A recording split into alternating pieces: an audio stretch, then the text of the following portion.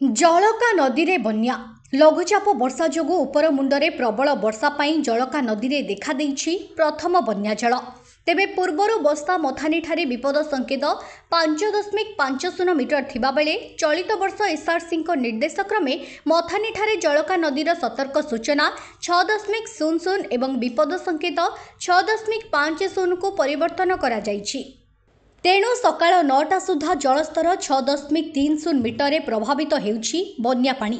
उपर मुंडरे 3 दिन धरी लगाण लघुचाप वर्षा लागि रहिथिबा जोगु मयूरभंज जिला सुलियापदा मुरुडा चित्रड़ा रासगोविंदपुर अंचल रे प्रबलरु अति प्रबल वर्षा होइथिबा देखिबाकु मिलिछि।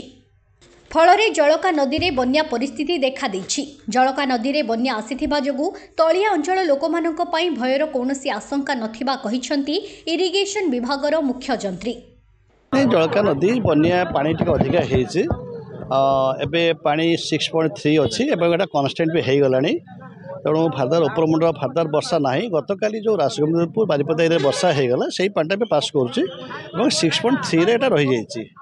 आगुरी आमर 5.5 रे आमर डेंजरेबल थिला वार्निंगेबल थिला 5 थिला एबे सेटा रिवाइज हो जाइए 6.5 रे अच्छे मतलब 6.5 डेंजर लेवल 6 होची वार्निंग लेवल। आपण तलिया अंचल किछि भयभीत होबार नै बता किछि भयभीत होबार किछि एबे किछि नाही। एई वर्षा जहार पास कले ओते कन्स्टेंट हो गलानी। सेमता तो फ्लड समय फ्लड रे पानी आसीबो पानी पास कर पळै जिवो। यूजुअली देखा जाए धान चाषटा जदि 3-4 दिन बुड़ीकी रुहे भी पानी भी ताले किसी तार असुविधा हम ना से क्रपटा से जलदान नेचुराली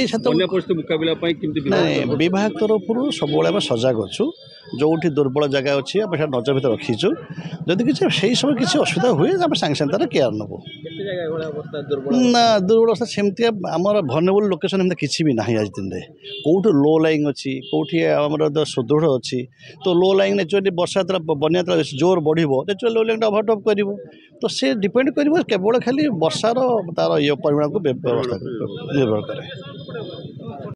ब्यूरो रिपोर्ट अपराह्न लाइव।